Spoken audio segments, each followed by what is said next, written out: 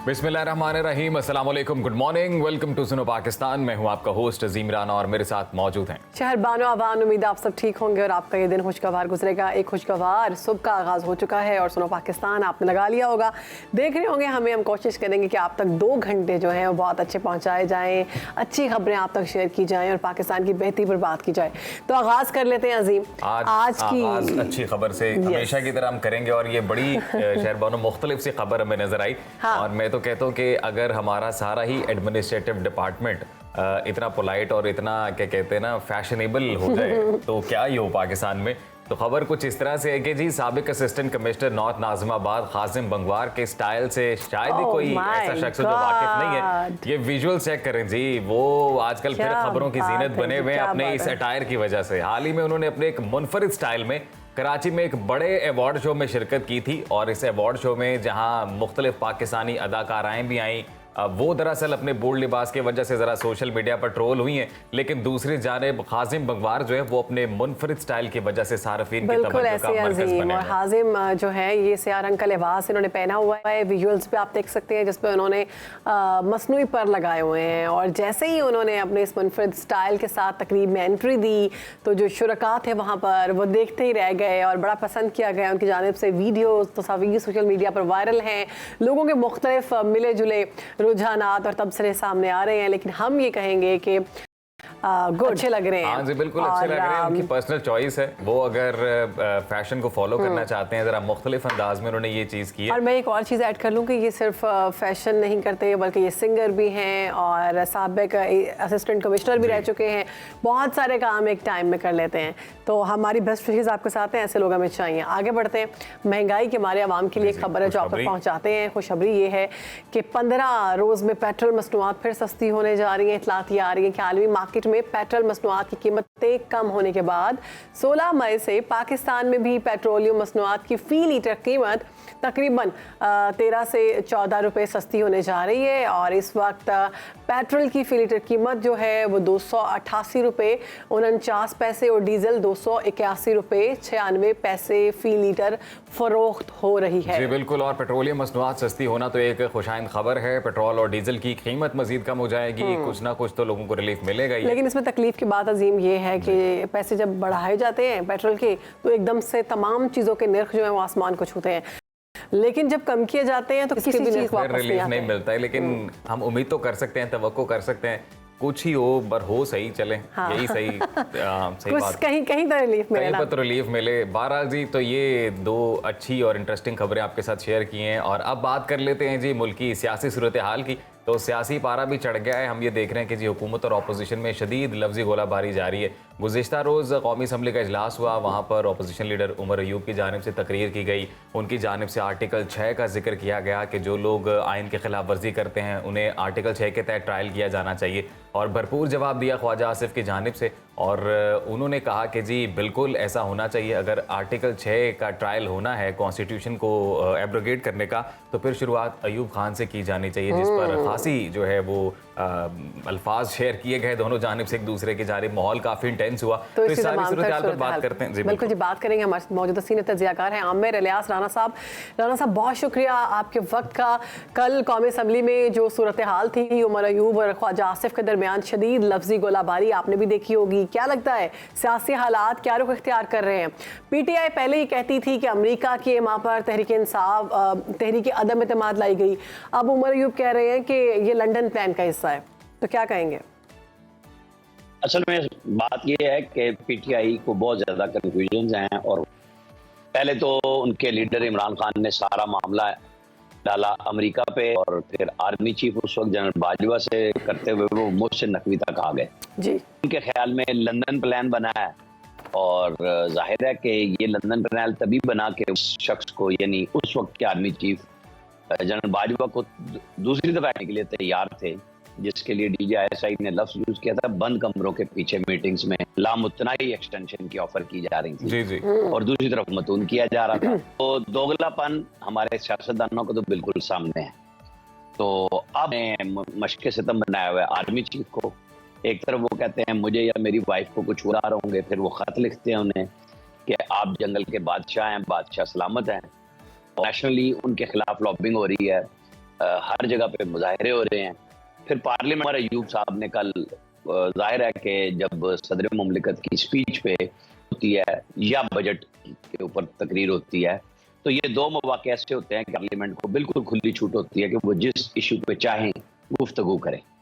उन्होंने बिल्कुल अपने लीडर का पूरा केस पेश किया और उसको तमाम हुक्काद ने मुकम्मल खामोशी के साथ सुना। एक आधी आवाज आई लेकिन स्पीकर के कहने पे, लेकिन जैसे ख्वाजा आसिफ ज़ाहिरा शोला बयान है और उमर अयूब उनके मुकाबले में तिफले दो फिक्रों के ऊपर उन्होंने पूरी अपोजिशन को खड़ा कर दिया और ताना दिया जनरल ज़ियाउल हक का। तो उन्होंने कहा मैं तो इस फ्लोर पे माफी मांग चुका हूँ अपने वालिद के उनका साथ, तो मुझे तो कोई मसला नहीं है, आप जिसके खिलाफ चाहें, लेकिन शुरू तो फील्ड मार्शल अयूब खान से होगा ना।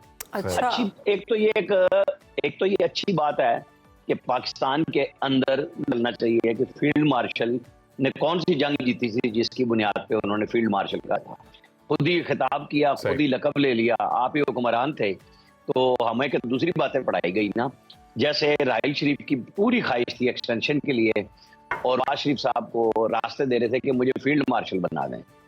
राना साहब, लेकिन ये भी एक बदकिस्मती है सर, अगर हम पूरे पॉलिटिकल डिस्कोर्स को अगर हम एनालाइज करें तो ये भी सर एक कहीं ना कहीं है ना कि जब भी ऐसी कोई शख्सियत सेटिंग क्या कहते हैं ना पोजीशन में होती है तो तब ये बातें नहीं होती हैं, मतलब जब दौर खत्म हो जाता है फिर तो बहुत आसानी से एनालाइज किया जाता है सिचुएशन को। नहीं देखें, बात पॉलिटिशियन की नहीं है, बात है मिलिट्री रूलर्स की जिन्होंने इस मुल्क का सताश किया। आपको और हमें कोई शक नहीं होना चाहिए कि उनकी इंटरवेंशन से मुल्क को, मतलब मैं बिल्कुल मुत्तफिक हूँ ख्वाजा आसिफ से कि हमें क्या फायदा हुआ है सिवाय इसके कि हम एक तरफ के कासालेस हुए और जब अमेरिका भागा हमें, हमारे पास कोई पायदार तरक्की का मॉडल नहीं था, हमारे पास कोई टेक्नोलॉजी नहीं थी।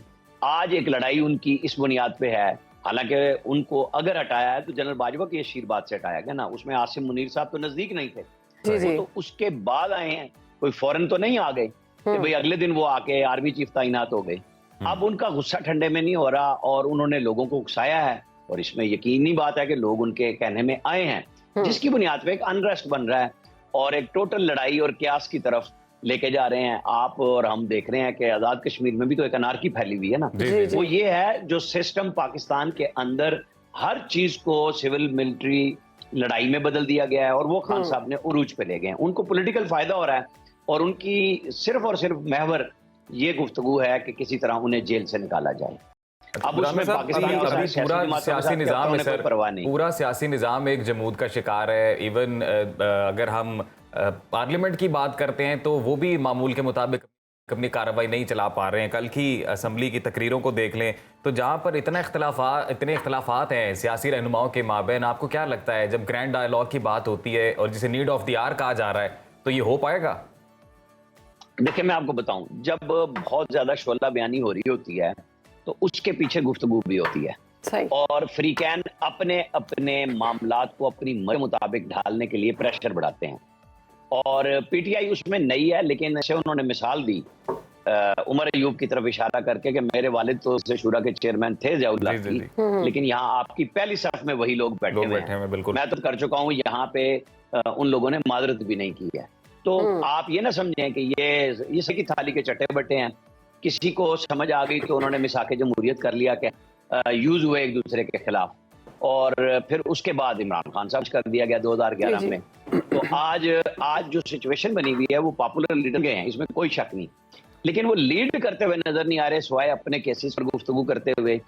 वो एक मौसर अपोजिशन हो सकते हैं और आज वो चाहें मतलब कोई डायलॉग ना करें, लेकिन पार्लियामेंट के अंदर वो उनके लोग प्राइवेट हैसियत में बिल पेश ऐसा कर सकते हैं जो आईनी तरमीम के लिए हो, अपनी तरमीम के लिए, और उसके ऊपर गवर्नमेंट के साथ बगैर सियासी गुफ्तगू के एक बात हो सकती है। लेकिन वहां पे भी उनका नुक्ता नजर भी ये है पूरी पार्टी का मैंडेट दो, यानी हुकूमतें अपनी खत्म करो। बिल्कुल ऐसे ही है, नुक्ता नजर मुख्तलिफ है। राना साहब आप बात करेंगे नून लीग की, तो शहबाज शरीफ ने नून लीग की सदारत से इस्तीफा दे दिया है। वजीर आजम को इस्तीफा क्यों देना पड़ा? क्या नवाज शरीफ साहब दोबारा से आ रहे हैं सदारत के तौर पर? जी इसमें तो कोई शक ही नहीं है। यौम तकबीर पे उन्होंने अपनी जो मरकजी जनरल कौंसिल है उसका इजलास रखा है, उसमें वो जाहिर है यौम तकबीर को भी मनाएंगे और नवाज उस दिन की मुनासबत से अपनी पार्टी का दोबारा सदर बनाएंगे, इसीलिए शहबाज शरीफ ने रिजाइन किया है। अब उनकी मरकजी मजलिस आमला का इजलास है जिसमें नवाज शरीफ तो इसकी जरूरत क्यों पड़ी राणा साहब? देखिए, एक जरूरत इसलिए पड़ी कि नवाज शरीफ कोई खुशी से पार्टी की सदारत छोड़ के चले गए थे। यहाँ साकिब निसार जैसे चीफ जस्टिस मौजूद थे, जिन्होंने आज खुद बुनियाद पे पहले उन्हें ताउम्र नाअहल किया और उसके बाद अगला फैसला दिया आप पार्टी के सदर भी नहीं रह सकते, पार्टी की क़यादत नहीं कर सकते। और उसकी बुनियाद पे उन सेनेटरों से शेर का निशान टिकट दिए हुए वापस ले लिए गए और उन्हें आज़ाद में लड़ने पे मजबूर किया, जिसपे आज पीटीआई को बहुत शोर है कि हाँ मजबूर किया गया। अब ये वक्त की बात होती है, भूल जाते हैं कि ये काम आपकी सहूलत ये आपने मिल के अपने लिए कराया था जब सेनेटर्स को आज़ाद करवा लिया गया था। तो जब दूसरी तरफ उसी कानून का सहारा लेके कि आपको सजा हो चुकी हुई है, आप पार्टी के सही रह सकते, तो जाहिर है 2 कदम आगे जाते हैं, हम पीछे तो नहीं हटते। तो राणा साहब वो भुगत रहे हैं। वक्त की किल्लत है सर, एक दो और छोटी छोटी डेवलपमेंट्स हम चाहते हैं उस पर भी आपका तज्जिया ले लें सर। ये ख्वाजा आसिफ साहब ने एक्स पर एक बयान दिया, अपना एक स्टेटमेंट है उनकी, जिसमें उन्होंने बोला है कि जी जो लोग भी कॉन्फिडेंशियल इन्फॉर्मेशन को लीक करेंगे ऑफिशियल सीक्रेट एक्ट के तहत उन्हें ट्रायल किया जाएगा, प्रोसिक्यूट किया जाएगा। तो कैसे देखते हैं आप इस अहम डेवलपमेंट को? देखिए, साथ उन्होंने ये भी लिखा कि ये ऑफिशियल सीक्रेट एक्ट 2000 के कानून के तहत उनको प्रोसिक्यूट किया जाएगा, जो पीडीएम की गवर्नमेंट ने जाते हुए किया था। जाहिर मैं और आप जो हम जर्नलिस्ट हैं, हम तो खबर बनाते हैं, लिखते हैं, और वो कॉन्फिडेंशियल का लफ्ज उन्होंने यूज किया तो सीक्रेट का, तो कैबिनेट के हर पेपर पे लिखा होता है। बुनियादी तौर पे इस तरह का सख्त इकदाम बयान इसलिए दिया कि यहाँ पे बहुत सारी चीजें, एक तो होती है ना कि आप टीम की खबर है, रिपोर्टर जर्नलिस्ट फाइल करते हैं, और एक है नेशनल सिक्योरिटी से मुतालिक। इसके ऊपर उन्हें क्लियर भी करना चाहिए और उन्हें अदालतों का सामना भी करना होगा। बेहतर होगा कि ऊपर वो वजाहत खुद भी दें, गवर्नमेंट भी दे कि उनका सीक्रेट से क्या है, क्योंकि यहाँ तो अखबार की जो फाइल लगती है किसी बड़े साहब के लिए, अखबार की कटिंग, उसके ऊपर भी सीक्रेट लिखा हुआ स्टैंप लग जाती है, और वो सीक्रेट डॉक्यूमेंट है जो सब जगह मौजूद है। लिहाजा ये उनको समझनी चाहिए। बिल्कुल ठीक बात है। लेकिन राणा साहब, ख्वाजा आसिफ साहब को ये तो आई एम श्योर पता होगा कि ट्विटर पे या एक्स पे वो अगर एक स्टेटमेंट दे रहे हैं तो मुल्क भर में एक्स की सर्विसेज ही जैम है, वो तो बहाल की नहीं जा रही। देखें, अब ये और आप और हम सब लतीफे रोजाना सुनाते हैं कि प्राइम मिनिस्टर भी उसी पे हैं और सारे वज़रा भी उस पे हैं, अपोजिशन भी है, आप और हम गुफ्तगू भी उसी पे कर रहे हैं जो बैन। तो गवर्नमेंट की या सिक्योरिटी इदारों की ये एक, मुझे तो कम से कम समझ नहीं आई जहां तक मैंने गुफ्तगू की है। अब तो ये कहा जा रहा है कि एक्स के अलावा बाकी जो प्लेटफॉर्म्स हैं, फेसबुक, इंस्टाग्राम, यूट्यूब, सबको बंद किया जा रहा है। देखिए, मैं इस बात के हक में हूं कि अगर कोई भी, चाहे वो सोशल मीडिया अकाउंट है या कुछ है, जो कानून के दायरे में अपने आप को लाना पसंद नहीं करता, उसके अंदर हमें अपन बनाने चाहिए। दुनिया भर ने बनाए हैं। हाँ, मादर पितर आजादी बिल्कुल नहीं दी जा सकती, और ये भी नहीं हो सकता कि आप इस तरह का काम करें कि मार्शल तस्वुर हो और दुनिया में अब इस तरह नहीं चलता। पत्थर के जमाने में चलना होगा, आपको बीच में रखना होगा कि जो जरूरत है वो चलाएं, जो नहीं है आप उन इदारों से बात करें। सिक्योरिटी बेहतर कर लेना, आपके पास जोर हो या आपके पास वो जोर हो कि आप वीपीएन से भी चलने ना दें। एग्जैक्टली। आपने अगर करना था तो उस इदारे को घुटने पे टेकने पे मजबूर इस तरह कर सकते हैं, या सिफारता पे डायलॉग करके, या आपके पास टूल्स ऐसे हों कि वो मजबूर हों कि देखें हमारा इधर से कम हो रहा है, और इतना सिग्निफिकेंट रेवेन्यू भी होना चाहिए उस ऐप पे। राणा साहब, ये तमाम ऐप्स और ये इकदाम इसलिए किए जाते हैं कि कुछ इंतशारी टोले जो हैं वो इंतशार ना फैलाएं, और बहुत सारी ऐसी बातें हैं जो लोगों तक ना पहुंच सकें। तो इस तरह से जैसे वीपीएन की मदद से सारी दुनिया फिर वीपीएन पे कन्वर्ट हो जाती है, तो क्या ये बातें इनको नहीं पता? ये पता है, और मैं कम से कम अपनी तौर पे कहता हूं कि हम तो हर जगह जाके ये बात करते हैं कि या तो आप मलका हासिल करें ना इस बात पे कि आपने उसको मुकम्मल बैन कर दे ताकि वो गुफ्तगू कर सके आपसे। फिर तो बात है, क्योंकि एक तरफ आप जब एफसी में 5 पहले पॉइंट बनाते हैं और उसके अंदर आईटी की एक्सपोर्ट सबसे नंबर 1 पे रखते हैं, तो आप हौसला शिकनी भी कर रहे होते हैं इस इकदाम से। तो मिक्स करें चीजों को, आप मजबूर करें उन इदारों, इंटरनेशनल सतह पे काम कर रहे हैं और वो पाकिस्तान के रेगुलेशंस में नहीं आते, और पाकिस्तान के रेगुलेशन चाहिए जहां पे शरपसंदी ना फैले। बिल्कुल राणा साहब, सही फरमाया आपने। जाते जाते आपका कमेंट सर एक इंटरनेशनल डेवलपमेंट पे भी कि मालदीव ने भी अब साउथ अफ्रीका को ज्वाइन किया है और इंटरनेशनल कोर्ट ऑफ जस्टिस में केस फाइल कर रहे हैं इसके खिलाफ, इसराइल के खिलाफ, जो जेनोसाइड वो कर रहे हैं। देखें, पूरी दुनिया खड़ी है सिवाय इस्लामी दुनिया के, अफसोस किया जा सकता है कि हम अपने मामलात में किस कदर गुस्से में हैं। और अब गजा से है ये खबर कि भाई शायद इसराइल और हम चाहते हैं कि अगर इसराइल पीछे हटेगा तो सऊदी अरब वहाँ पे सिक्योरिटी संभाल ले। क्या सऊदी अरब को फलस्तीनी तस्लीम करेंगे? नहीं करेंगे। किस किस अमन का निज़ाम होगा? बहरहाल दुनिया ने तो बहुत आवाज़ उठाई है। जो कमी है वो हमारी मुस्लिम उम्मत पे जो बनी OIC है और मौसर इक़दाम हैं वो बहुत पीछे हैं उनसे। ठीक, बहुत शुक्रिया आपका राना साहब, आपने वक्त दिया और बेहतरीन गुफ्तगू का सिलसिला जो हमारे साथ रहा। और हम कोशिश करते हैं कि सुनो पाकिस्तान के तवस्सुत से जितने भी टॉपिक्स हैं उन पर जितनी अपडेट्स आती हैं वो कवर की जाएं और आप तक पहुंचाई जाएं। नाज़रीन, प्रोग्राम में आगे बढ़ते हैं, बात करते हैं मईशत के हवाले से। नए बेल आउट पैकेज के लिए हुकूमत और IMF के दरमियान मुज़ाकरात शुरू हो गए हैं। मुज़ाकरात के पहले दिन बड़ा ब्रेक थ्रू सामने आया है और दोनों साइड से गरीबों को टारगेटेड सब्सिडी देने पर इत्तफाक किया गया। साथ ही IMF ने डू मोर का मुतालबा भी कर दिया और कहा है कि टैक्स मरात में विफाकी काबीना के सवाबदीदी इख्तियारात ख़त्म किए जाएं, ज़राअत और मैन्युफैक्चरर पर टैक्स लगाया जाए और पेंशनर के टैक्स कवानीन में तब्दीली की जाए। इसके अलावा भी कई अहम मुतालबात पेश किए गए हैं। हुकूमत ने तमाम मुतालबात और शराइत पर अमल दरामद की यकीन दहानी करा दी है। अब IMF की ये नई शराइत कितनी सख्त होंगी और इससे आम आदमी कितना मुतासिर होगा, ये जान लेते हैं। इसी पर बात करने के लिए हमारे साथ मौजूद है माहिर मईशत है खुर्रम शहजाद साहब। गुड मॉर्निंग खुर्रम साहब, कैसे हैं आप? नए बेल आउट पैकेज के लिए हुकूमत और IMF के दरमियान मुज़ाकरात तो शुरू हो गए हैं, क्या लगता है ये बेल आउट पैकेज मिल जाएगा? क्या इम्कानात है? जी अस्सलाम वालेकुम एंड गुड मॉर्निंग। देखिए बिल्कुल ये मुझे लगता है कि हम काफ़ी सारी चीज़ें तो हम ऑलरेडी कर भी चुके हैं, क्योंकि उसमें बिजली की गैस की प्राइसेस हैं, उसके अलावा जो है शरत सूद है और उसके अलावा टैक्सेस लगाना था। ये सारा हमने मेरे ख्याल में पिछले 1.5 साल में किया है, जब हमारे पास छोटा प्रोग्राम था, और वो हमने कंप्लीट किया है। और उसकी वजह से ऑफ कोर्स बहुत ज़्यादा महंगाई भी हुई है और उसका इम्पैक्ट जो है वो बिजनेसेस पे भी आया है, कॉर्पोरेट्स पे भी आया है, इंडिविजुअल्स पे भी आया है और ग्रोथ भी कम हुई है हमारे यहाँ। और उसके अलावा काफ़ी ज़्यादा कॉस्ट हमने पे की है। तो मेरे ख्याल में ऑलरेडी जो है हम वो चीज़ें कर चुके हैं जो कि एक प्रोग्राम को लेने के लिए करनी पड़ी थी। और अब ये कि नया प्रोग्राम जो है उसके अंदर अगर टैक्सेस में इजाफा होता है, और वो टैक्सेस ऐसी जगह से आते हैं जहाँ से टैक्सेस नहीं, जैसे आपने एग्रीकल्चर की बात की है, जैसे आज रियल एस्टेट की बात हो रही है, जैसे जो है प्रोफेशनल्स की बात हो रही है, उसके अलावा जो है retail and wholesale and trade की बात हो रही है। तो इन सब पे टैक्सेस जो है वो बहुत कम है। यानी कि अगर इकोनॉमी का आप 45% हिस्सा जो है वो एग्रीकल्चर और होलसेल ट्रेड है, और वो सिर्फ 1-1.5% टैक्स देता है, और रिमेनिंग जो 55% है वो 98% टैक्स देता है। तो इस तरह की जो डिस्टॉर्शन है इनको ठीक करना पड़ेगा। को भी से टैक्स किया जाएगा। अभी किसानों की सूरत हाल आपके सामने ही है कि वो सरापा एहतजाज है, प्रोडक्शन कॉस्ट उनकी ज़्यादा है, हुकूमत कम पैसों में गंदम खरीद रही है। तो अगर टैक्स मजीद बढ़ाएंगे तो क्या सूरत हाल आसान हो जाएगी?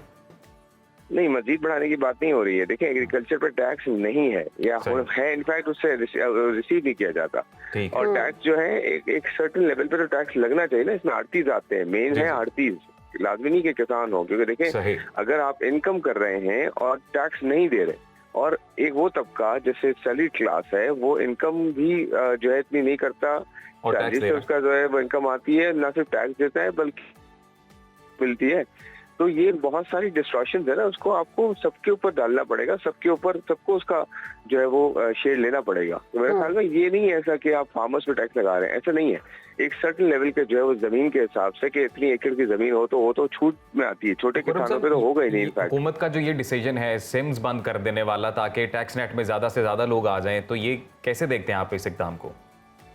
नहीं, ये तो सिम बंद करने वाला तो एकदम ठीक ही नहीं है। ये तो कॉन्स्टिट्यूशनली ठीक नहीं है, क्योंकि किसी की भी कनेक्टिविटी आप बंद नहीं कर सकते, क्योंकि उसका बेसिक राइट है कनेक्ट रहना। क्योंकि अगर वो कनेक्टेड ही नहीं रहेगा तो बात कैसे करेगा? अगर कुछ कोई इमरजेंसी सिचुएशन होती है तो ये तो चीज ठीक नहीं। ठीक है, ये जो सिम बंद करने वाली बात है, हाँ ये हो सकता है कि आप देखें ना कितने लोग जो है वो गैस और बिजली की प्राइसेस देखें अब कहाँ गई हैं, और कितने लोग गैस और बिजली के बिल्स भी नहीं देते। और एक्चुअली जो गैस और बिजली के बिल्स हैं ये आप काट सकते हैं, इसके बगैर इंसान रह सकता है, लेकिन कनेक्टिविटी के बगैर तो आप जिंदगी में मुश्किल हो गई है। दूसरी बात ये कि आप जो है हज उम्रे पे जाते हैं और कितने लोग जो है होटलिंग करते हैं, तो वो सब काम करें ना जिसकी वजह से आप रोक सकते हैं, और जिसकी वजह से लोग फिर मजबूर होंगे टैक्स देने के लिए। तो इस तरह करना चाहिए। अभी जो IMF की नए प्रोग्राम में नई शराइत पेश की गई है, नई शराइत सामने आएंगी, इससे आम आदमी पर कितना असर पड़ेगा?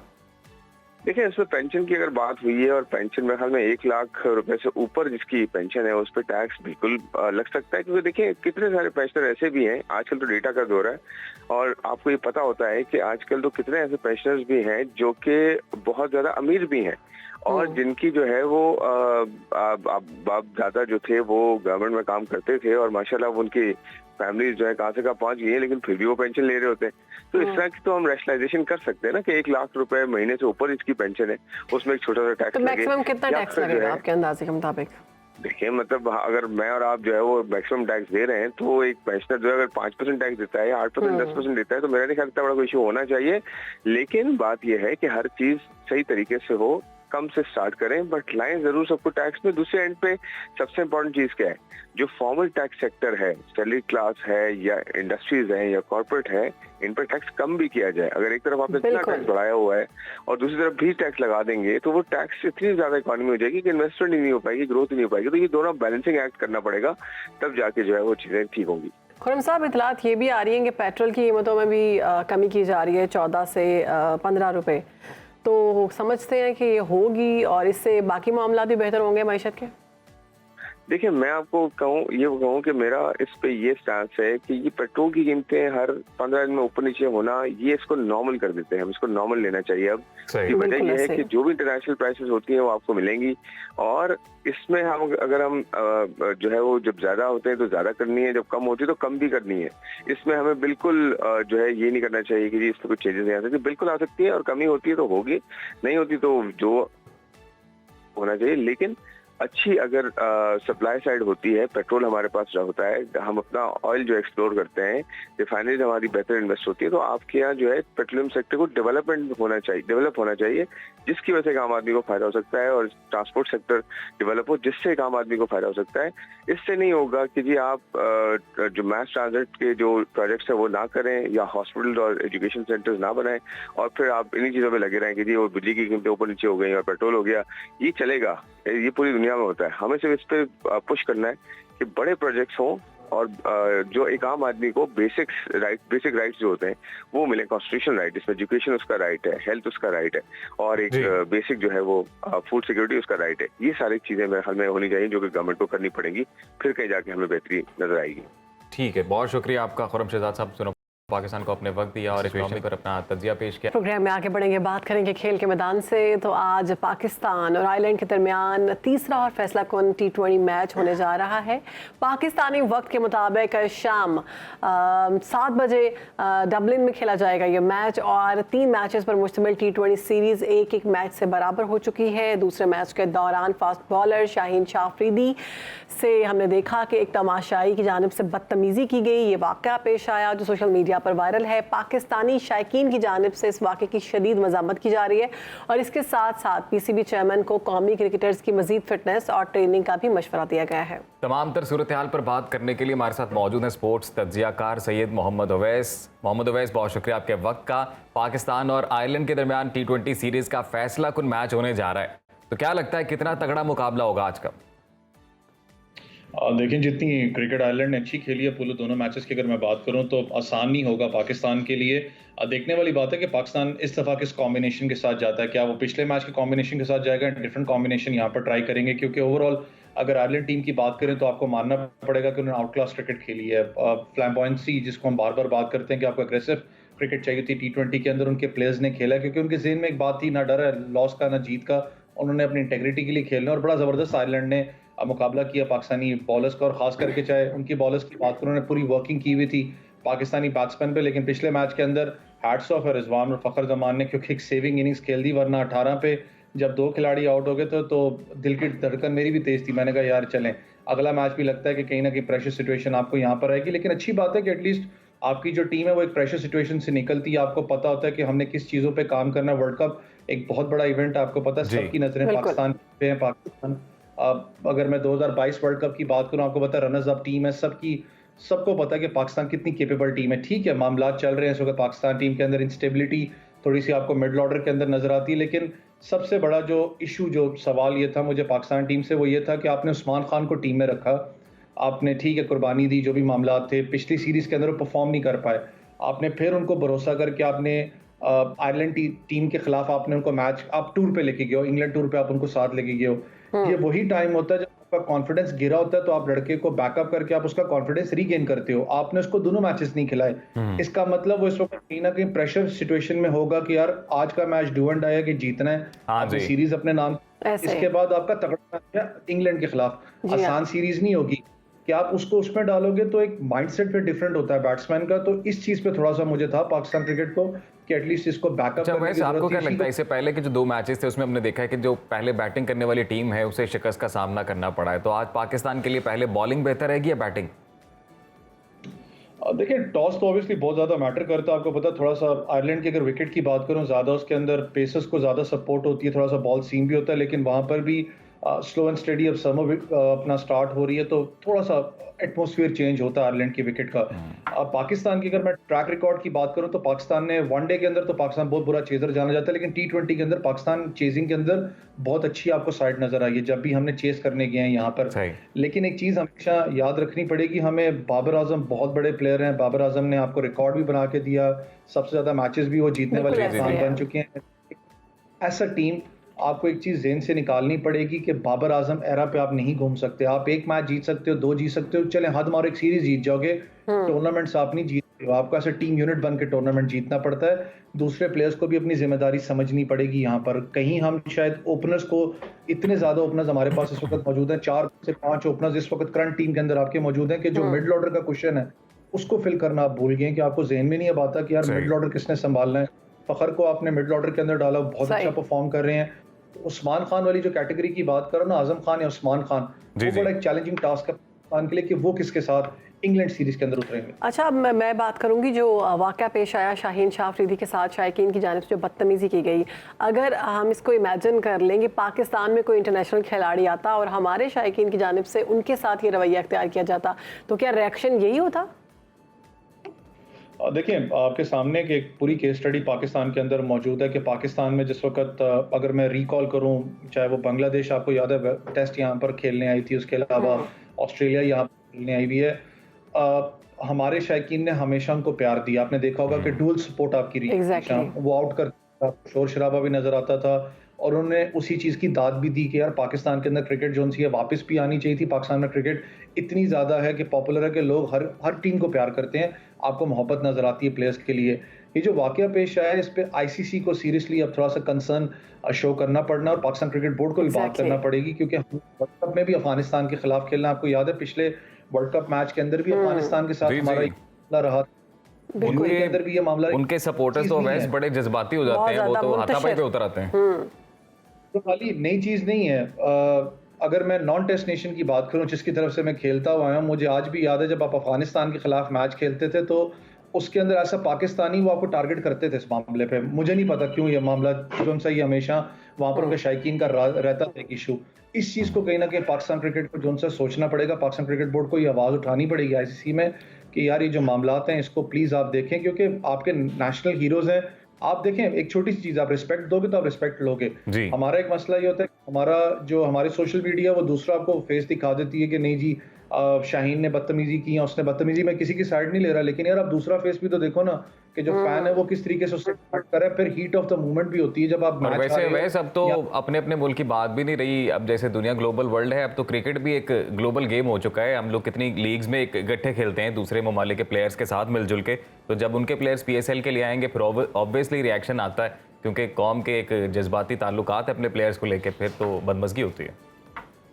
देखिए, ये चीज़ आपने जो बात की ना, अगर आपने PSL के अंदर देखा, मैं वही इस चीज़ पे हैरान होता हूँ ना, अफगानिस्तान क्रिकेट बोर्ड की स्पेसिफिकली अगर बात करूँ कि PSL के अंदर राशिद खान की बात करें, फिर आपको पता गुरबाज यहाँ पर आके खेलते हैं, उनको जिस तरीके का सपोर्ट यहाँ पर हमेशा मिला कि पाकिस्तानियों ने शायद वो चीज़ हमेशा भूली है जो भी वर्ल्ड कप में मामला होते हैं। Obviously heat of the movement होती है, सारी चीज़ें हैं, मैच के हो गया उसके बाद आप रिलैक्स हो जाते हो। लेकिन यार जब प्लेयर्स की मुझे समझ आते हैं, क्योंकि ग्राउंड के अंदर मामलात हैं वो एक अलग है, ग्राउंड के बाद उनकी सिचुएशन देखें, वो रिलैक्स हो जाते हैं, आपस में हंसी मजाक स्टार्ट होता है, सारी चीजें होती हैं। क्राउड की अगर बात करूं तो क्राउड का मुझे आज तक समझ नहीं आखिर मसला किस चीज का आप लोगों को। हम बार बार कहते हैं कि आप हमारे ब्रदर मुल्क हैं और आप जिस तरीके से हमें डील हमारे प्लेयर्स को करते हो, ये चीज मैं फिर कह रहा हूं कि पाकिस्तान क्रिकेट बोर्ड को ICC की नोटिस में लेके आना पड़ेगा। आपको याद है इंग्लैंड वर्ल्ड कप के अंदर पाकिस्तान इसको नोटिस में लाया था जब लड़ाई वहां पर हुई थी, आपको याद है कि हमारी पब्लिक को भी जो बीच में आपस में लड़ाई थी, इस चीज़ को आप नोटिस में लाएं कि कल कोई वर्ल्ड कप बिल्कुल ठीक है, और इन मामलात को नोटिस में लेना बहुत ज़रूरी है। और बहुत शुक्रिया में वक्त दिया, बेहतरीन तज्ज़िया दिया तमाम तर सूरत हाल पर। अब वक्त हो गया है पाकिस्तान की खूबसूरती पर बात करने का। तो दुनिया भर में आप कहीं भी चले जाएं, पाकिस्तान जैसी खूबसूरती आपको दुनिया के किसी खित्ते में नजर नहीं आएगी, गारंटी के साथ कह रहे हैं। वजह इसकी ये कि जी पाकिस्तान तफरीही लिहाज से दुनिया की अव्वलीन तरजीह है, क्योंकि पाक सरजमीन के कुदरती मनाजिर में साहिल समंदर से लेकर बर्फ पोश पहाड़ी चोटियाँ हैं, खूबसूरत आबशारें हैं, चश्मे और झरने हैं, सरसब्ज जंगलात, पहाड़ी वादियाँ, ख्वाबों से भरी रोमानवी झीलें, वसी और इस दुनिया के मशहूर सहरा यहाँ पर मौजूद हैं। इसके अलावा यहाँ औलिया अल्लाह के मज़ारात, हिंदुओं के तारीख़ी मंदिर, सिखों के कदीम मजहबी मकामात और बुद्ध मत की तारीख़ी निशानियाँ यानी कि टेक्सला और गंधारा की कदीम तहजीबों की अलामतें भी पाई जाती हैं। इसके अलावा सदियों पुरानी तहजीब के आसार कदीमा, सकाफ़त और सूफ़ीज़म भी सयाहों की खुसूसी दिलचस्पी का मरकज़ है। और यहाँ मशहूर कुन पुरसरार वादी कैलाश की बात करेंगे। जुदागाना सकाफत भी पाई जाती है। कैलाश वादी का सालाना फेस्टिवल चिलम जोश शुरू हो गया है, जो 17 मई तक जारी रहेगा। फेस्टिवल में शिरकत के लिए मुल्की, ख़ास तौर पर गैर मुल्की सयाहों की बड़ी तादाद कैलाश वादी पहुँच चुकी है। और कैलाशी लोग साल में 3 बड़े त्यौहार करते हैं, जिनमें चौमोस है, चिलम जोश है और अचाओ मनाते हैं। चौमोस यहाँ का तवील तरीन मजहबी त्यौहार है, जो हर साल 7 दिसंबर से शुरू होकर 22 दिसंबर तक जारी रहता है। बुनियादी तौर पर ये मौसम सरमा के इस्तकबाल का जश्न है। इसमें इज्तिमाई शादियाँ की जाती हैं, दीगर दिलचस्प रसूमात की अदायगी भी होती है। चिलम जोश जो बहार के इस्तकबाल के तौर पर बनाया जाता है, इस वक्त ये अभी जारी है और अगस्त में अनाज और फलों की फसल की खुशी में जश्न मनाया जाता है। अब बात करेंगे अचाओ की, तो अचाओ मेले का नाम दिया गया है इसको। इस मेले के दौरान मर्दो जन डांस करते हैं, महफिल मौसीकी का इनेकाद किया जाता है, और हम ये रंग बिरंगे कपड़े पहने जाते हैं। बिल्कुल अपने नाज़रीन को टीवी स्क्रीन पर दिखा भी रहे हैं। चिलम जोश फेस्टिवल जिस तरह से मनाया जाता है, ये देखा जा सकता है। बड़ा ही रिवायती उनका डांस है, बिल्कुल रिवायती अंदाज में वो लोग वहाँ पे रक्स करते हैं। और सबसे जो खूबसूरत बात है शहर बानो वहाँ पे कि ये लोग अपने फेस्टिवल को जब मनाते हैं तो ये दरवाजे बंद नहीं करते हैं पूरी, मतलब लाइक कोई भी टूरिस्ट है वो आ सकता है, वो इनकी खुशी में शरीक हो सकता है। और यही हमारे मुल्क की खूबसूरती वैसे बहुत है वहाँ पर, बहुत खूबसूरत लोग हैं वहाँ पर। सुना है कि हॉस्पिटैलिटी उनकी एंड है, और उसके साथ साथ ये भी सुना है कि बहुत देखा भी है कि बहुत खूबसूरत लिबास पहनते हैं, जेवरात पहनती हैं ख़वातीन, और उनका एक मखसूस अंदाज़ है रक्स का, और उनका जो साज बजाया जाता है ये भी उनका मखसूस अंदाज़ है। उनकी ज़बान भी मुख्तलिफ है हमसे, लेकिन ये खूबसूरती है यहाँ पर मुख्तलिफ त्यौहार, मुख्तलिफ कल्चर्स जो हैं वो पाए जाते हैं। आप मुख्तलिफ कल्चर्स में जा सकते हैं, खूबसूरती को देख सकते हैं। नहीं, मैं नहीं गई। अच्छा, आप जरूर जाएं, जरूर देखें, क्योंकि आप गए? लॉट ऑफ फन, बिल्कुल बड़ा मजा आता है यहाँ पे। और भी काफी टूरिस्ट आए होते हैं यहाँ पे, बिल्कुल बड़ा जबरदस्त एनवायरनमेंट बनता है यहाँ पे। और मुझे तो ये भी पता चला है बहुत सारे लोग इंतजार करते हैं कि ये त्यौहार आता है तो फिर हम कैलाश रिजर्व करें। नाज़रीन, प्रोग्राम में आगे बढ़ेंगे और बात करेंगे सोशल इशू की। तो आजकल की जदीद दौर में जहाँ हमारी ज़िंदगी को आसान बनाया है, वहीं मुआशरती मसाइल में भी मुसलसल इजाफा हो रहा है, और शक भी इन मसाइल में से एक है जो कि बड़ा अहम किरदार अदा कर रहा है। शक एक ऐसी आदत और मिजाज है जो हमारे मुआशरे में आम पाई जाती है। शक की बुनियाद पर ज़िंदगियां बर्बाद हो जाती हैं और इसकी वजह से बड़े बड़े रिश्ते ख़राब हो जाते हैं। यहाँ तक कि शक जो है वो खूनी रिश्तों को खा जाता है। हमें अक्सर सुनने को मिलता है कि फ़लाँ इंसान शक की वजह से कत्ल हो गया, फ़लाँ इंसान की शक की बिना पर लड़ाई हो गई। तो ये शक है क्या और इसे कैसे ख़त्म किया जा सकता है, इसी पर बात करते हैं। इसी पर बात करने के लिए हमारे साथ मौजूद है relationship and life coach Gauhar Sharif sahab. Welcome करते हैं आप। गौहर साहब कैसे हैं? शक क्या है? देखें, किसी भी चीज़ के ऊपर, किसी वाक़े के ऊपर, किसी रिलेशनशिप के ऊपर जब बदगुमानी हो जाए, वो शक कहते हैं, बदगुमानी हो जाए, उसके बेसिस हो या ना हो, किसी ने आपके कान में कोई बात कह दी, किसी ने कोई इशारा कर दिया, किसी ने कोई मैसेज ऐसा कर दिया, टेक्स्ट कर दिया, तो शक पड़ जाता है। लेकिन उसमें अक्लमंदी का तकाजा ये है कि आप उसकी बात की तहकीक करें। सही, बग़ैर तहकीक किए कोई स्टेप लेना वो मुनासिब नहीं है। और आम तौर पे ये देखा गया है कि लोगों को बाद में उस चीज़ का एहसास होता है 2 दिन के बाद, और वो कहते हैं मुझे पहले बताना था, मुझे ये नहीं पता चला। तो लोग जो हैं वो रिएक्ट करते हैं। रिएक्ट नहीं करना चाहिए। कोई चीज़ पता चली है किसी के बारे में तो कोई बात नहीं। अगर कोई शख्स अच्छा है वो अच्छा ही रहेगा, और कोई शख्स बुरा है वो बुरा ही रहेगा 2 दिन के बाद भी। उसका पैटर्न, उसका बिहेवियर, उसके एक्शंस वही रहेंगे। तो वो आपको सेकंड टाइम आपकी जो चीज़ है वो वैलिडेट हो जाएगी। वो थर्ड टाइम करेगा, आपका रीइंफोर्स हो जाएगा कि ये बंदा ऐसा ही है। तो वो सही। शक नहीं, फिर वो कन्फर्मेशन हो जाती है।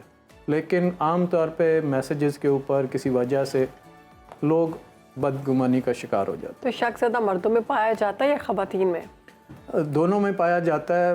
औरतें चूँकि उसका बरमला इजहार कर देती हैं, बोल ज़्यादा देती हैं, एक्सप्रेसिव ज़्यादा होती हैं। मर्द जो हैं वो अपने अंदर रखते हैं, लेकिन वो भी इक्वली शक्की होते हैं। ये कहना कि वो शक नहीं करते, वो बल्कि ज़्यादा कई दफ़ा करते हैं शक। छोटी सी चीज़ पे भी कोई बड़ी सी बात बना लेते हैं। औरतें जब तक उनको श्योरिटी ना हो, आम तौर पे वो कोई स्टेप नहीं लेती। रिसर्च करती हैं वो पहले पूरी। जी, रिसर्च करती हैं। जब कुछ हाथ लगता है उसके बाद सामने आती हैं और फिर शक यकीन में बदल जाता है। जी। लेकिन गौर साहब, कई दफ़ा ये जो एक कहते हैं ना रिसर्च करना और शक करना, इसका जो फ़र्क है वही कई दफ़ा इंसान को समझ में नहीं आता। आपको नहीं पता चलता आप रिसर्च या तहकीक कर रहे हैं किसी मामले की, या आप शक कर रहे हैं अगले बंदे पे। देखें, डिपेंड करता है लॉजिकल लेवल पे आप कर रहे हैं या वहम की सूरत में कर रहे हैं। अगर आपको वहम हो गया तो वहम का जो इलाज है वो तो हकीम लुकमान के पास भी नहीं था, ठीक है ना। तो उसका तो कोई एंड नहीं है। आपको अगर वहम हो जाए कि जी मेरा बंदा जो है ये ठीक नहीं है या मेरी बंदी ठीक नहीं है, तो वो वहम हो फिर तो जाए सारी चीज़ें आपको उससे जुड़ी लगती हैं। फिर आपको हर वो चीज़ जो इन्फॉर्मेशन है आप उसको किसी ना किसी तरह लिंक अप कर देंगे। आप कहेंगे कि ये इसी वजह से हुआ, लेकिन आप उसको अगर लॉजिकल लेवल पे देखेंगे, उसकी रीज़न देखेंगे, बिहेवियर कई दफ़ा जो है वो और होते हैं और जो रूट कॉज होता है वो कुछ और होता है। लोग आमतौर पे बिहेवियर पे फोकस करते हैं। बिहेवियर जो है ना आउटकम है। जैसे एंगर जो है, आमतौर पे लोग कहते हैं यार एंगर मैनेजमेंट बहुत बड़ा इशू है। जी जी जी। हाँ। मैं कहता हूँ एंगर मैनेजमेंट बड़ा इशू नहीं है, रूट कॉज एड्रेस करना बड़ा इशू बड़ा है इशू है। कि असल प्रॉब्लम कहाँ पे, सही बात जिसकी है। वजह से एक गुस्सा आ रहा शख्स है। में वो बार बार गुस्सा आ रहा है और वो उसको एंगर उससे मैनेज नहीं गौर हो साहब, आप रिलेशनशिप कोच हैं, आपके पास तो काफ़ी क्लाइंट्स आते होंगे मसाइल को लेके अपने, उनका हल ढूंढने के लिए। तो आपको क्या लगता है, आप बता सकते हैं कि कितनी रेशो ऐसी कि जो शक की बिना पर रिश्ता जहाँ ख़राब हो रहा होता है? देखें, कुछ चीज़ें हैं जैसे लोग आजकल एक बड़ी डिबेट चल रही है कि प्राइवेसी होनी चाहिए या नहीं होनी सही। चाहिए, ठीक है ना। हस्बैंड एंड वाइफ में ये चीज़ कि जी ये फेसबुक अकाउंट मेरा है, इसका पासवर्ड मैं तुम्हें नहीं दूंगा, ये नहीं गलत होता। है, ये गलत है, ये गलत है। ये गलत सही। है। जब आप किसी के साथ लाइफ शेयर कर रहे हैं तो फेसबुक क्या चीज़ है? आपका मोबाइल है तो इसके ऊपर जो पासवर्ड है आपकी वाइफ को पता होना चाहिए। उसमें कौन सी ऐसी और बात है? हस्बैंड वाइफ का हस्बैंड को पता होना हाँ चाहिए। एग्जैक्टली, ये बोथ वेज है ना ये चीज़। तो जो लोग कहते हैं जी मेरी प्राइवेसी है, मैं अपना मोबाइल फ़ोन नहीं चेक कराऊंगा या वो मेरा चेक ना करें, तो उसके पीछे एक रीज़न होती है कि कोई ना कोई ऐसी चीज़ है जो आप छुपाना चाहते हैं। अक्सर मर्द हजरात ने अपनी पुरानी जो एक्स उनकी होती हैं, कोई ना कोई कन्वर्सेशन सारी। कन्वर्सेशन किसी खातून के साथ जी, वो जी। सेव करके रखी होती है। सही। वो खातून अमेरिका जाके सेटल भी हो चुकी होती 10 साल पहले, लेकिन वो इधर यादें लेके बैठे होते हैं, तो वो उनकी तस्वीरें भी रखी होती हैं। अब वो छुपाना चाहते हैं कि जी कोई देख ना ले एल्बम में जाके वो करके। तो जब आप कोई चीज़ छुपा रहे होते हैं वो सीक्रेसी के ज़ुमरे में आती है, वो प्राइवेसी के ज़ुमरे में नहीं लेकिन आती। गौर साहब, ये तो इटसेल्फ लड़ाई की शुरुआत ही यहीं से हो जाती है ना। अगर आप किसी को कह दें कि जी पासवर्ड अपने मुझे दे दें, देखें वो मुझे अगली बात ये होती है कि मतलब यकीन ही नहीं है किसी चीज़। नहीं यकीन की बात नहीं है। अगर मुझे कुछ छुपाने को नहीं है तो ये ले। गौर साहब, ऐसे ही मैं भी ये कहने लगी, क्योंकि जिस बंदे की मतलब खराबी नहीं है या उसके दिमाग में या दिल में कोई चोर नहीं है ना, हाँ। तो जब उसकी वाइफ उसका फ़ोन पकड़ेगी वो हड़बड़ाएगा नहीं, हाँ। वो इजीली कहेगा कि देख लो जो भी है।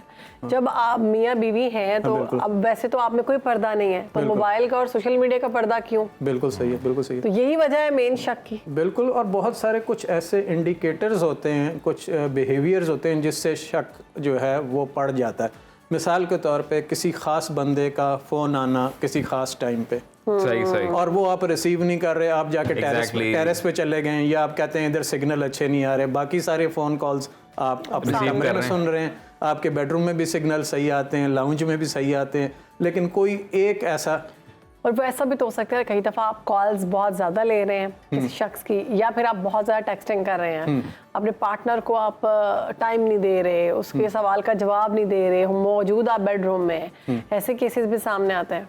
जी देखें बात यह है कि शक पड़ने की कोई ना कोई रीज़न होती, ठीक है ना।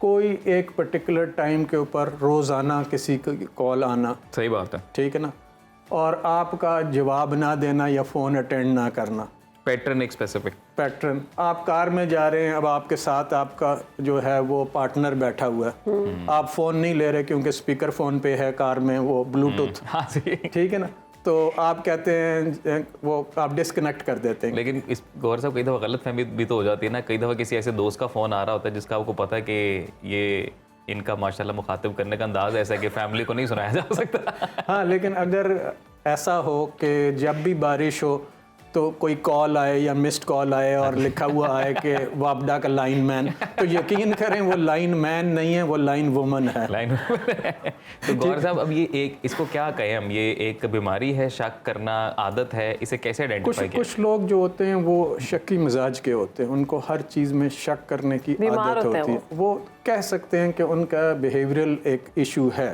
वो शक करते हैं। लेकिन जब कोई शख्स जिसको कोई छुपाने को नहीं है, उसके दिल में कोई चोर नहीं है, उसके कोई सीक्रेसी का इशू नहीं है, तो उसको ओपन कर देना चाहिए कि जी ये मेरा लैपटॉप है, ये मेरा फ़ोन है, चेक कर लो। होता क्या है कि जब आप कहते हैं जी मैं दोस्तों के साथ बैठा हूँ, सही, और जिस जगह पे आप बैठे होते हैं वहाँ पे नहीं होते। आजकल तो वो ट्रैकिंग हो जाती है, पता चल जाता है आप कहाँ पे चेकआउट कर रहे हैं, कहाँ से चेक इन कर रहे हैं, वो एक सही reason। बात है। फिर ऐसे ऐप्स हैं कि आपने अपना पेयर किया हुआ है अपने हस्बैंड के साथ, या बच्चों के साथ भी लोग करते हैं, वो लोकेशन आ जाती है। फिर कई दफ़ा आप तस्वीर लगा देते हैं गलती से किसी रेस्टोरेंट की, और आपने बताया होता है कि आप मीटिंग में हैं। अब वो शक नहीं है, वो तो पक्की बात है कि जब आप घर वालों को ये कह के जाते हैं कि जी मैं मीटिंग में जा रहा हूँ, तो आप 4 दोस्तों के साथ आप बुरबन पहुँच गए, अचानक रातों रात प्रोग्राम बन गया, तो वो ये तो बहुत गलत है ना।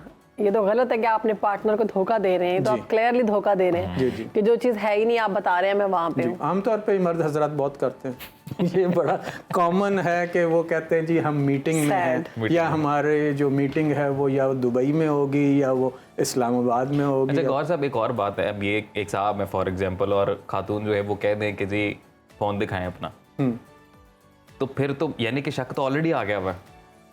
वो बात तो बाद में ना कि इसमें तो कोई मसला नहीं है, लो जी कोई पासवर्ड नहीं है, ये लें, वो कंफर्ट लेवल तो एक बात की बात है ना, मतलब शक तो पहले है।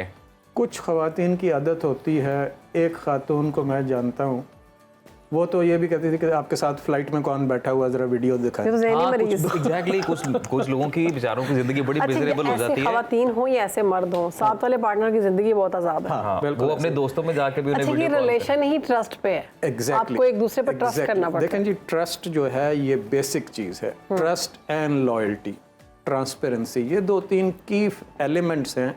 वो आपका बिजनेस का रिलेशनशिप हो, आपका फ्रेंडशिप का रिलेशनशिप हो, या हस्बैंड एंड वाइफ की रिलेशनशिप हो, अगर वो ट्रस्ट नहीं है, ट्रांसपेरेंसी नहीं है, सही, तो वो फिर डाउट्स उसमें आते हैं। गौर साहब, आप इससे पहले ये सीक्रेसी और प्राइवेसी की बात कर रहे थे, तो आजकल चूंकि हमारी जनरेशन में ज़्यादातर मसाइल मैंने जो देखा है वो फ़ोन की वजह से ही होते हैं मोस्ट ऑफ द टाइम, क्योंकि बहुत कम होता है कि आप बाहर किसी इंटरेक्शन में हैं, ज़्यादा लोगों में हैं और वहाँ पे कोई गलत फहमी नहीं, ज़्यादातर तो फ़ोन की वजह से होती है।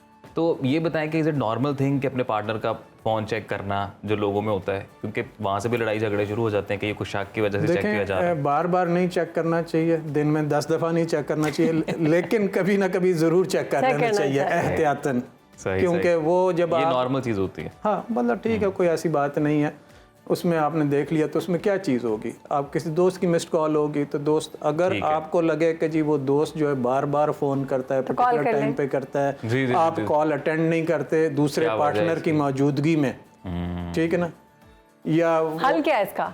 हम ये शक को कैसे खत्म बिल्कुल कर ऐसे सकते हैं? इसको फिर सॉर्ट आउट कैसे किया जाए इस मसले? देखें, शक को आप नहीं ख़त्म कर सकते। शक किसी तरीके से ट्रिगर होता है, कोई रीज़न होता है, वो जो कहते हैं ना, where there is fire there is smoke, ऐसे ही है ना, जहाँ पे आग होगी तो दूर से धुआं नज़र आएगा लोगों को। तो वो जो चीज़ होती है उसकी कोई रीज़न होती है। लोगों के आमतौर पे जो एक्स होते हैं, उनके रिलेशनशिप्स, उनके कोई कॉलेज यूनिवर्सिटी के वो रहे होते हैं, कोई कोलीग्स, उनके साथ जो पिक्चर्स होती हैं, उनके साथ टेक्स्ट मैसेजेस होते हैं, वो रख के क्या मिलता है? वो तो पता नहीं, उनको बस जहनी सुकून मिलता है या वो क्या, और ख़वातीन को बहुत बुरा लगता है, मर्द से ये काबिल बर्दाश्त ही नहीं है। तो दोनों सूरतों में मेरे तो ख्याल में जब आप मूव ऑन कर गए हैं, जब आपने वो एक नए फेज़ में चले गए इन योर लाइफ, तो आपको पुरानी चीज़ें रखनी नहीं चाहिए। बिल्कुल एग्जैक्टली सही बात। और उसी वजह से फिर शक जन्म लेता है। हाल यही है कि आप अपने पार्टनर के सामने जो हैं वो क्लियर हो जाएं और अपनी चीज़ों को जो आप प्राइवेट रखते हैं वो ना रखें। आप मोबाइल अगर वो मांग रहा है तो दें, आपके मोबाइल का पासकोड, आपके आईडीज़ के पासवर्ड उसके पास होने चाहिए, इसमें कोई बुराई नहीं। बहुत शुक्रिया आपका गौर साहब, सही बात की है मैंने ना। बिल्कुल सही होना चाहिए। अजीम हमेशा मुझसे सवाल पूछते हैं, तो आज सवाल मैं पूछूंगी आपसे। अजीम, बचपन में पाकिस्तानी कोई ऐसे कार्टून्स या फिर कोई कॉमेडी शोज़ आपने देखे हो जो आपको पसंद हो? मैंने शायद बानू काफी देखे हुए हैं, अभी एग्जैक्ट तो उस तरह से याद नहीं आ रहा, लेकिन मुझे एक बिल्कुल याद है, अंकल सरगम। मुझे बड़े अच्छे से याद है। बिल्कुल, मेरे ख्याल से 90s के जितने किड्स हैं उन सबको अंकल सरगम बहुत अच्छे से याद होंगे। उनसे पहले वाले जो हैं 80s वाले, उनको भी याद होंगे क्योंकि हमने बहुत हंसाया उन्होंने। और अंकल सरगम और मासी मुसीबतें, हाँ। मैंने उस वक्त नहीं देखा जब हकीकत में ये दिखाए जाते थे, बाद में जाके मैंने देखा, इंटरनेट पे देखा कि अंकल सरगम। हाँ, मैं छोटी मैं ये बताना चाह रही हूँ, मैं जब बड़ा हो गया था ना, फिर मेरे घर वालों ने बताया मुझे, फिर मैंने YouTube पे दोबारा कॉपी तो अंकल सरगम जो है वो हंसाते रहे हमें सारी ज़िंदगी, बहुत बेहतरीन काम किया। उनका असल नाम जो है फारूक कैसर है और वो दुनिया से रुखसत हो चुके हुए हैं। 3री बरसी आज उनकी, और 14 मई 2021 को वो दुनिया से रुखसत हुए थे। क्या खूबसूरत यादें हैं, ये बचपन जो है वो ताज़ा हो गया है। और अजीम के बचपन की बात कर रही हूँ, मेरे बचपन में तो मैंने देखा ही नहीं था। जी हम सबका यही बचपन है शहरबानो एक्चुअली में। और फारूक कैसर साहब ने क्या कमाल इनकी शख्सियत, बड़े ज़बरदस्त किरदार इन्होंने बनाए हैं और एक पॉलिटिकल सटायर भी करते थे बड़े मखसूस अंदाज में। ये भी बताया गया कि इन्होंने बाकायदा से ट्रेनिंग ली रोमानिया से इन सारे मामला पर, और बड़ा खूबसूरत तरीके से ये बयान किया। और 80s के जो लोग थे या बच्चे थे वो उसको देख के बहुत महसूस। नहीं, आप तो 90s के हैं, लेकिन ज़्यादा जो इनकी पज़िराई थी वो 80s में, और बाकी जो डिटेल्स बता दी गई हैं सारी इनके बारे में। तो जी आगे बढ़ते हैं, एक और अब दिलचस्प खबर है आपके साथ शेयर करते हैं। वो यही है कि जी कभी आपने सुना है कि रेगिस्तान में भी ट्रैफिक सिग्नल्स लगे हुए हों? तो शहरबानो ऐसा हो गया है। अच्छा। और बिल्कुल ऐसा है क्योंकि आज हम आपको एक ऐसे सहरा की सैर कराएंगे जहाँ पर ट्रैफिक इशारे लगे हुए। तो ये आपको बताते हैं कि एक बड़ी मजाका खेज बात है, ज़ाहिर है सहरा में आप जाएं और सिग्नल लगे हुए हो तो ये हुआ। इतने बड़े सहरा में सिग्नल्स, क्या बात है, घूम नहीं सकते, इससे एक फायदा होगा। हाँ, कि आप घूमेंगे नहीं। वैसे ये है, इससे रास्ता भी बंदे को समझ आ सकता है। तो चीन में ऐसा हुआ है जी, और हुआ ये कि जी उनके कुमतग एक रेगिस्तान है जहाँ पर ऊँटों की सवारी जो है वो एक मकबूल तफरीह समझी जाती, और सालाना छुट्टियों के दौरान लाखों लोग वहाँ पर तफरीह के लिए आते हैं, ऊँटों की सवारी करते हैं। और इस रेगिस्तान में बताया जाता है कि जी तकरीबन 2400 ऊँट होते हैं जो एक वक्त पे मौजूद होते हैं, लोग इनमें बैठते हैं, फिर वो ज़ाहिर है ट्रैवल करते हैं, एंजॉय करते हैं। और ये विजुअल्स भी आप टीवी स्क्रीन पर देख सकते हैं। बताया जाता है कि यहाँ पर खासा रश होता है। 2400 ऊँट एक साथ मूव करें अगर, तो वो ऑब्वियसली खासा यहाँ पे रश हो सकता है। तो इसको केटर करने के लिए जो लोग वहाँ पे टूरिस्ट आते हैं वो ताकि आराम से इन ऊँटों की सैर कर सकें, उन्होंने वहाँ पे ट्रैफिक सिग्नल लगा दिया। और ट्रैफिक सिग्नल्स लगा दिए गए, बहुत अच्छी बात है। और ट्रैफिक सिग्नल्स को फॉलो भी करेंगे ऊँट, और इससे बहुत ज़्यादा जो रश होता है और वहाँ पर एक अगर कोई ऐसी सिचुएशन हो कि मामलात खराबी की तरफ बढ़े तो वो नहीं होंगे। हाँ, ऊँटों के एक्सीडेंट से बचा सकते हैं। ऊँट तो बहुत स्लो चलते हैं, बड़े आराम से चलते हैं, तो कोई नाखुशगवार वाक़या ना ही पेश आए तो बेहतर है। तो उन्होंने इससे पहले ही एक रूल बना लिया कि हम यहाँ पर लगाएंगे ट्रैफिक सिग्नल। मुझे वीडियो देख के ऐसा लग रहा है कि ये वैसे ही एक इनोवेशन की है इस सिग्नल से। मुझे नहीं लग रहा है कोई खास फर्क पड़ेगा, क्योंकि इर्द गिर्द सारा से रहा है, मतलब कहीं पे भी आप जा सकते हैं वैसे इर्द गिर्द किसी भी रास्ते। लेकिन वो जानवरों के बारे में कहा जाता है ना कि वो एक कतार में चलते हैं और वो कतार को फॉलो करते हैं, तो आई थिंक इसलिए लगाया होगा कि आप इस कतार पे जाएं, आप इस साइड पे ना जाएं। एक कतार वहां से आ रही है, एक कतार यहाँ से। अब पता नहीं वजूहात क्या है, ये तो वही बताएंगे जिन्होंने सिग्नल्स लगाए हैं। बहरहाल एक अच्छा इकदाम किया गया है कि ऊँटों को भी बताया जाए कि आपने सिग्नल्स को फॉलो करना है और ये आपका रूट है, इस रूट से ना आपने राइट जाना है ना लेफ्ट जाना है। तो बेहतरीन बात है जनाब, क्या कर सकते हैं। बड़ा ज़बरदस्त ये बनाते हैं जी, जो भी ये इनोवेशन लेके आते हैं। अच्छा, मैं एक और शहरबानो इंटरेस्टिंग बात आपको बताऊं कि पूरी दुनिया में ऐसा होता है कि लोग जो भी अपनी कंट्री स्पेसिफिकली ये डिसाइड कर लेता है कि वो टूरिज्म के जरिए पैसा कमाएगा, तो वो मुख्तलिफ जो है इनोवेशंस लेके आते रहते हैं, नए नए तरीके ऐसे ऐसे बनाते रहते हैं, कैची ट्रेंड्स लाते हैं ताकि आप उस चीज की तरफ खींचे चले आए। तो ये मेरे ख्याल से आप ये समझ रहे हैं कि ये कैची ट्रेंड लाया गया। मुझे तो यही लग रहा है ऑब्वियसली कि जब तक आपको देखें जी सहरा कई ममालिक में मिलते, ऊँट आपको कई ममालिक में मिल सकता है। और सहरा में जैसे कि विजुअल्स देख रहे हैं, कोई ऐसा मसला नहीं है कि इस साइड पे नहीं जा सकते और आप इस साइड पे नहीं जा सकते, गाड़ियाँ चल रही हैं जो आपने लगाने ही लगाने थे। ये आपको अब आप देखें ना, जो भी बंदा यहाँ सैर करने के लिए जाएगा वो कैसे डिफरेंशिएट करेगा कि मैं एक मुख्तलिफ सहरा में मुख्तलिफ जगहों पे ऊँटों की सैर की थी, उसे सिग्नल याद रहेगा। सिग्नल याद रहेगा, चाइना का जो सिग्नल के पास खड़े होकर बताएंगे जी हम चाइना के सहरा में गुमटैग में इस वक्त मौजूद है। चलें जी, एक बेहतरीन इक़दाम किया गया, हम तो उसको सराहते हैं और अब कोशिश करते हैं कि आप तक पहुँचाएं। नाज़रीन, अब बढ़ेंगे इंतहाई अहम सेगमेंट की तरफ, बात करेंगे पाकिस्तान के रूहानी और इस्लामी पहलुओं की। तो हम क़याम पाकिस्तान में औलिया और सूफिया कराम के किरदार और तालीमात पर एक सिलसिला शुरू कर रहे हैं और गुज़िश्ता रोज़ हमने बरसग़ीर पाको हिंद की अजीम हस्ती हज़रत अली बिन उस्मान हजवेरी अलमारूफ दाता गंजबख्श रहमतुल्लाह अलैह की खिदमात पर बात किया। आज हम सुल्तानुल हिंद हज़रत मोइनुद्दीन चिश्ती रहमतुल्लाह अलैह अलमारूफ ख्वाजा गरीब नवाज़ की तालीमात को डिस्कस करेंगे। हिंदुस्तान में आप ही की बदौलत इस्लाम की तबलीग शुरू हुई और एक मोहतात अंदाजे के मुताबिक 90 लाख अफराद आपकी तबलीग के नतीजे में इस्लाम उन्होंने कबूल किया। और आमतौर पर यह तस्लीम किया जाता है कि पाको हिंद में मुसलमानों की तादाद में इजाफा हज़रत ख्वाजा मोइनुद्दीन चिश्ती रहमतुल्लाह अलैह की कोशिशों और रूहानियत की मरहून मन्नत है। तो जिसकी वजह से ये दो कौमी नज़रिया भी वजूद में आया, फिर पाकिस्तान की सूरत में दुनिया के नक्शे पर एक अजीम रियासत मारज़ वजूद में आई। तो इसी पर बात करेंगे। हमारे साथ हमारे guest research scholar Syed Fahd Ali Kazmi साहब मौजूद हैं। तो काज़मी साहब फिर आज बिस्मिल्लाह करें। थैंक्स अ लॉट जी, बहुत ही खूबसूरत मीठा मौजू और मेरी ज़ाती इंस्पिरेशंस में से एक बहुत बड़ी इंस्पिरेशन ख्वाजा ख्वाजगान सुल्तानुल हिंद ख्वाजा साहब मोइनुद्दीन चिश्ती अजमेरी रज़ी अल्लाह तआला अन्हु। और ऐसी पर्सनालिटीज़ आपको दुनिया में शायद ना मिले। और मैं अक्सर यूथ के साथ जब हमारी कॉन्वर्जेसन होती है तो we talk about motivation, inspiration, और वो लोग जिन्होंने अपनी ज़िंदगी में शायद कुछ नहीं किया होता वो मेरी तरह बातें करते हैं और मोटिवेशनल स्पीकर्स बन जाते हैं और लोगों को मोटिवेट करने की कोशिश करते हैं। अगर आपने वाकई ट्रू मोटिवेशन, इंस्पिरेशन हासिल करनी है तो इन पर्सनालिटीज़ और इन पर्सनालिटीज़ की जर्नीज़ से करें, इनके सफ़र को, इनकी ज़िंदगी को देखें तो आपको पता चलेगा कि वाकई ज़िंदगी को जिया कैसे जाता है और ये लोग कितने कितने कितने बड़े थे। और आप दोनों की मौजूदगी में मैं एक बात कहना चाहता हूँ और ये वेरी सैड और ये बड़ी शॉकिंग बात है जो मैं कहना चाहता हूँ कि हम भी एक अजीब कौम है। रब्बुल इज़्ज़त ने हमें ऐसे ऐसे बड़े बड़े हीरोज़, ऐसी ऐसी बड़ी बड़ी स्पिरिचुअल फिगर्स दी, लेकिन ना ही हमने उनसे इंस्पिरेशन ली बल्कि उनको कंट्रोवर्शियल करने की और एक हीरो बैशिंग करने की हमने पूरी कोशिश की। सही। We live in such sad times. लेकिन आपका ये platform, I am absolutely grateful कि एक ऐसा प्लेटफॉर्म है जहाँ पे हम इन हीरोज़ को भी सेलिब्रेट कर सकते हैं। बिल्कुल। और इन हीरोज़ की वो जो कंट्रीब्यूशन है, वो जो बुनियाद है, जैसे आज आपने टू नेशन थ्योरी की बात की, तो टू नेशन थ्योरी की बुनियादों में कहीं आपको अली हजवेरी नज़र आएंगे, कहीं आपको ख्वाजा मोइनुद्दीन चिश्ती अजमेरी नज़र आएंगे, कहीं पे आपको ख्वाजा कुतुबुद्दीन मुख्तियार काकी, कहीं पर ख्वाजा बाबा साहब मसूद फरीदुद्दीन गंज शकर, ख्वाजा निज़ामुद्दीन औलिया। ये एक लेगेसी है और इस सेगमेंट के ज़रिए हम थोड़ा थोड़ा इनको ट्रिब्यूट भी पेश करेंगे, इनको इंट्रोड्यूस भी कराएंगे और इनको सेलिब्रेट भी करेंगे। And I feel absolutely humbled and honoured कि इतनी बड़ी पर्सनालिटी की हम बात कर रहे हैं आज।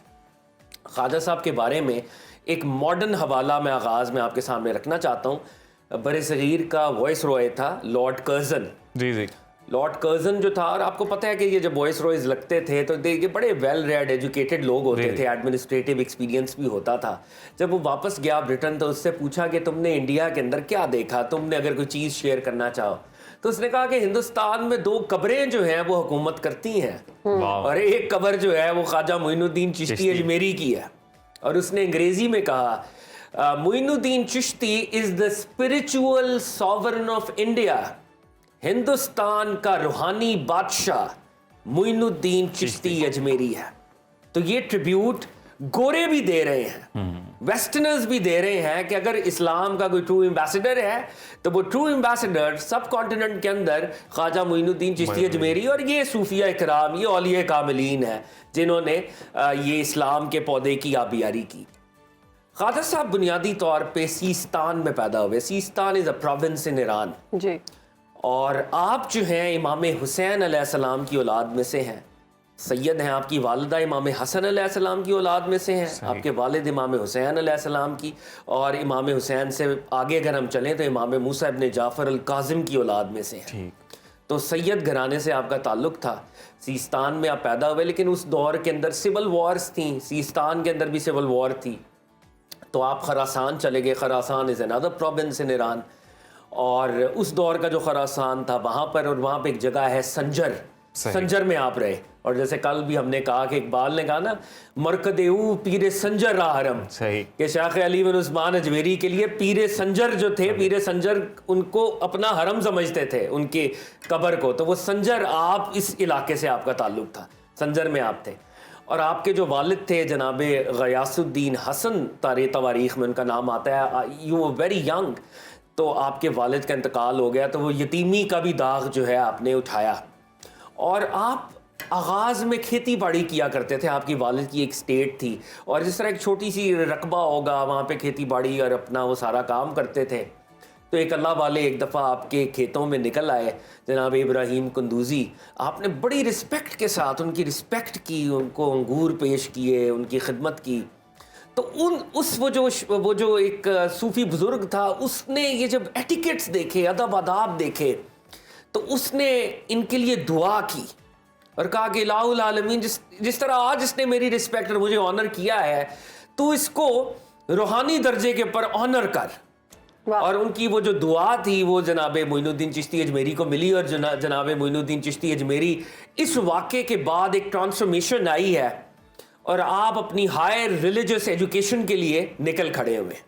आपने इजाज़त ली अपने घर वालों से, आप निकले, आप बुखारा की तरफ गए। बुखारा, समरकंद, ये दोनों बड़े अजीम शहर थे। मुसलमानों का जो कल्चरल हेरिटेज था, स्पिरिचुअल हेरिटेज, इंटेलेक्चुअल हेरिटेज, ये उसके सेंटर्स थे। सही। और उस दौर के ये ऑक्सफोर्ड और कैम्ब्रिज और ये स्टैनफोर्ड, ये यूनिवर्सिटी टाउन्स थे बुनियादी तौर पे। आपने फ़िक़ की, हदीस की, तफसीर की, कुरान की, वो जो सारे अलूम थे उसमें आपने रसूख हासिल किया। यानी जो उलमाए बातिन हैं, ये सूफी मिस्टिक्स हैं, ये पहले उलमाए ज़ाहिर भी हैं। इनके पास दीन के ज़ाहरी एस्पेक्ट के भी वो सारे अलूम होते हैं, ठीक, और उनके अंदर ये हायर लेवल की एक्सपर्टीज को डेवलप और कल्टीवेट करते हैं, और इन्होंने की। और वहां से आगे ये अपने मुर्शिद के पास आए, उनके साथ इनकी मीटिंग हुई। एक कस्बा था ईरान के अंदर, उसको हारवन कहते हैं। आमतौर पे लोग इसको मिस प्रोनाउंस करते हैं, ये हारवन है जगह। और आपके मुर्शिद करीम ख्वाजा उस्मान हारवनी, लोग इसको हारूनी पढ़ते हैं, ख्वाजा उस्मान हारवनी, आप उनके पास आए। और बहुत से लोगों को, जो लोग इस शोबे को समझते नहीं हैं कि इसके अंदर कितना तज़किया, कितनी इबादत, रब ताला के सामने कितनी सबमिशन है, तो वो जब आपका टीचर स्टूडेंट का एक रिलेशनशिप होता है ना स्पिरिचुअलिटी के अंदर, जिसको हम उर्फ़े आम में अब पीर मुरीद कहते हैं, असल में ये टीचर स्टूडेंट है, मास्टर डिसाइपल है। तो जब वो इनिशिएशन हुई, तो ख्वाजा साहब खुद फरमाते हैं कि मेरे शेख ने मुझे कहा कि 2 नफल अदा करो। 2 नफल पढ़े, फिर कहा कुरान की तिलावत करो, सूरह बकरा की कहते हैं मैंने तिलावत की। फिर कहा कि सूरह इखलास का विर्द करो, कहते हैं 1000 दफा मैंने सूरह इखलास। सूरह इखलास क्या है?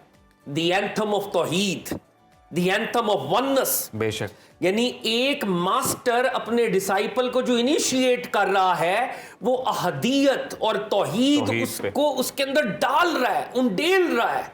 ये हो नहीं सकता कि ख्वाजा साहब हो और वो तौहीद के बरक्स कोई बात करें, ख्वाजा साहब हो और वो खत्मे नबूवत के बरक्स कोई बात करें, जिसका स्टार्टिंग पॉइंट ये है कि सूरह इखलास के विर्द के साथ उसको इनिशिएट किया गया, तो जब वो कल्मिनेट हुआ होगा तो किस दर्जे पर पहुंचा होगा।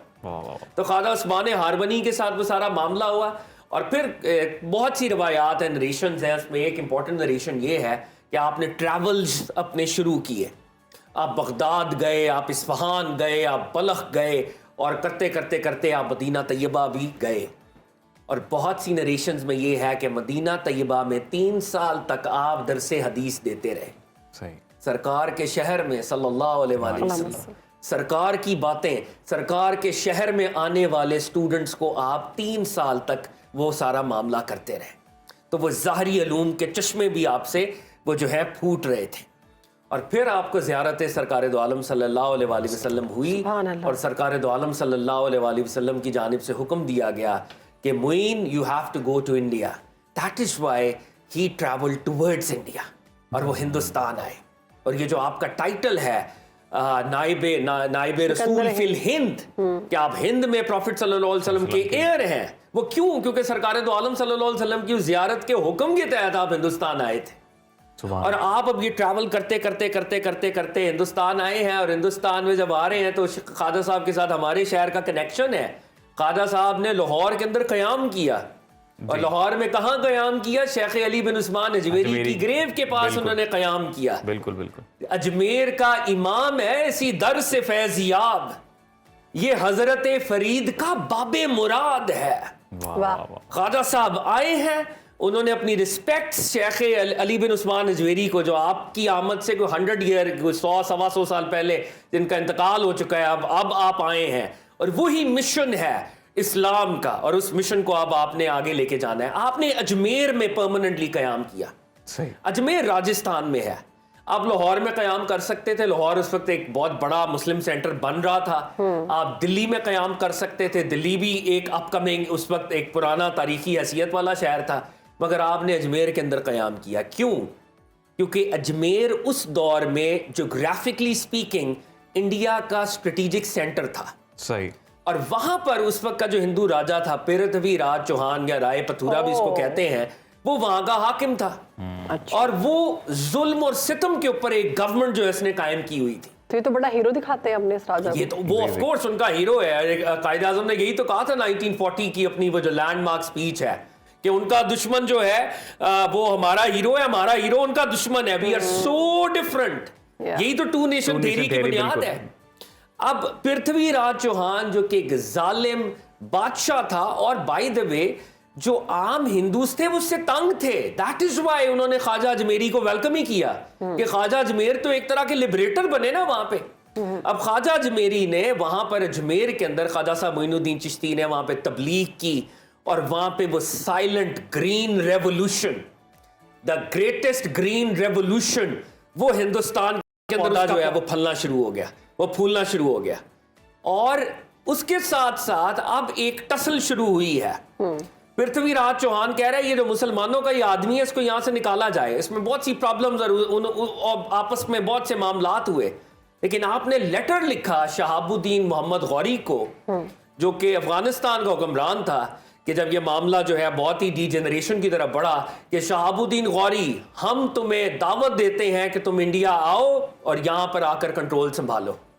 शहाबुद्दीन गौरी जो कि जंगे हार रहा था, जो उससे पहले हार चुका था, ख्वाजा साहब की दुआ से वो आता है, पृथ्वीराज चौहान को शिकस्त होती है, और यूं शहाबुद्दीन गौरी अजमेर के अंदर उस इस्लामिक सल्तनत की बुनियाद रखता है जो इंडिया के अंदर मुसलमानों की गोल्डन एज है। तो अजमेर में जो मज़ार है वो इन्हीं का है? अजमेर में जो मज़ार है वो ख्वाजा मोइनुद्दीन चिश्ती अजमेरी का है। Khwaja sahab stood for Towhid, Khwaja sahab stood for खत्म नबूवत, and Khwaja sahab stood for the love of अहलुल बैत। और ये मशहूर शेर भी ख्वाजा साहब से मंसूब है, शास्त हुसैन, बादशाह हुसैन, दीनस्त हुसैन, दीन पनास्त हुसैन, सरदाद ना दाद, दस्त दर दस्ते यजीद, हक्का के बिनाए ला इलाहा अस्त हुसैन। सुभान अल्लाह। तो इस रीजन के अंदर अगर हुसैनियत का रिवाइवल भी हुआ है, उसका क्रेडिट भी ख्वाजा साहब मोइनुद्दीन चिश्ती अजमेरी को। सुभान अल्लाह, सुभान अल्लाह, रोंगटे खड़े हो गए मेरे। बड़ी खूबसूरत आपने एक लेक्चर कहेंगे हम, बड़ा शानदार लेक्चर दिया आपने।